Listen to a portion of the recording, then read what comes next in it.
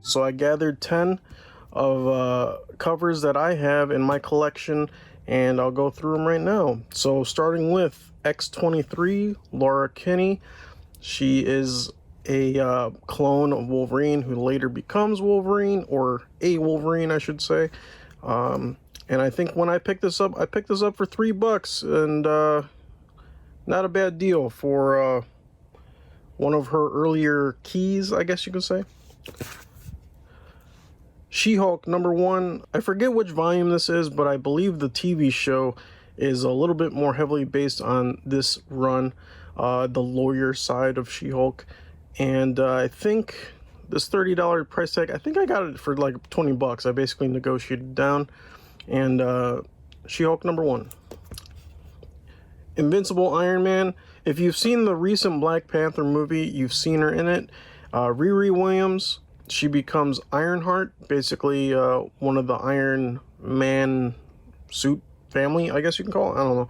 But from Chicago, I'm basically around Chicago, so it's kind of cool to see that character in that movie, and she has a Bulls poster in her room and stuff, or she was wearing like a Bulls jersey, something like that. There's a lot of Chicago like stuff in her scene in her dorm in that movie.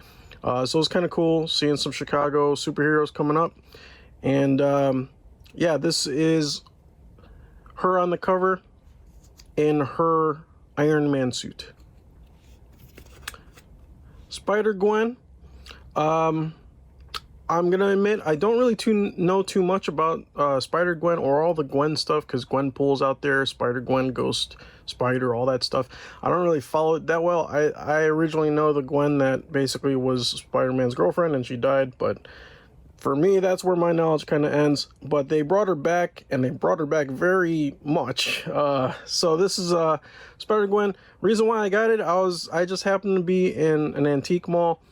The news dropped that the actress was contracted to play Gwen Stacy, and basically this book shot up to, I think, $30 to $35 in value. They still had it marked for $18. And I think it was the day of, so I just got lucky that this was priced what it was priced at then, but it shot up. But then I think since then it has gone back down, so I think it's around $20. So it's basically hitting its mark now. So, oh well. Spawn #9. First, Angela. She is a Spawn hunting angel, at least in Image. In Marvel, she's Asgardian. And also apparently the sister of Thor. That is basically something that happened with the rights. Rights got sold, and she's technically in the Marvel universe now. Fun fact, there was rumors that she was going to be in Thor #3, the movie, but I guess maybe something happened where they cut those scenes out. I don't even know if they even shot them, but there was big rumors that she was cast and she was supposed to show up. Maybe it'll happen later on. I kind of hope so. I like her character. But she came originally from Spawn. Dr. Aphra #18. Dr. Aphra on the cover. This is Hera Syndulla. So, been waiting for Dr. Aphra to show up in the Star Wars universe. Most likely it's going to be in the TV shows, not the movies. This comic I picked up in the Philippines. In my Philippine video, I found this one. 200 pesos, that's about $4. So, cover price. This book actually jumps up to an up arrow of $20 on the high grade. Yeah, everyone's still waiting for Dr. Aphra to show up, but Dr. Aphra and Hera. Arrow #1. This is the second printing. It's supposed to be a little bit more rare. I remember when I bought it, prices were kind of high on eBay, and then like a month later, I actually saw this at my local comic shop. They were doing an auction, and I probably could have got it for $5, but I think I paid $20 to $25 for this thing. But the reason is because of Wave. I'm collecting Wave covers. This is Wave, Filipino superhero. She's kind of like a waterbender. And this is Arrow, a Chinese superhero, I believe from Shanghai. In the story, she's basically like an airbender, so it's kind of funny. They're both like avatar benders. Daredevil #55 with Echo on the cover. done by David Mack, who is also the co-creator of Echo. Echo you might have seen in the show Hawkeye, if you saw that, and she is also coming out with her own show soon. Yeah, she's going to be an awesome character. She's got a lot of depth, a lot of story changes that go on. She goes on to do a lot of good things in the comics. We'll see what happens in the show. So a David Mack cover.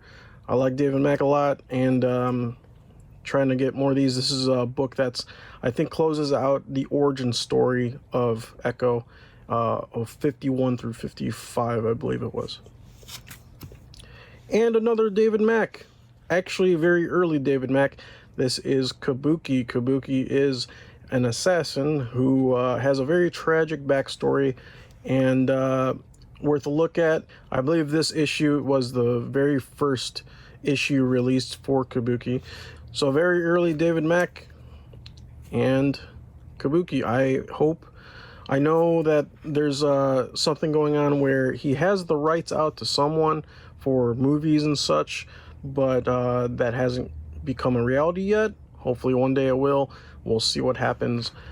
But I think if something does come out with this, it's going to do pretty good, I hope.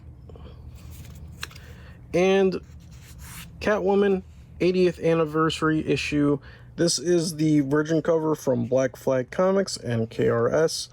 It is limited to 1,500. I have a video, one of my earlier videos was doing Walmart openings, Walmart comic packs, and this was one I hunted down, and I ended up getting this and also another variant cover of this. So that was my video for Neil Collect's Only Girls Allowed challenge, and hope anyone seeing this can do the same. Go through your collection, find those girl-only covers, and tag Neil into your video, and have a good day. Thumbs up, comment, subscribe, all that stuff.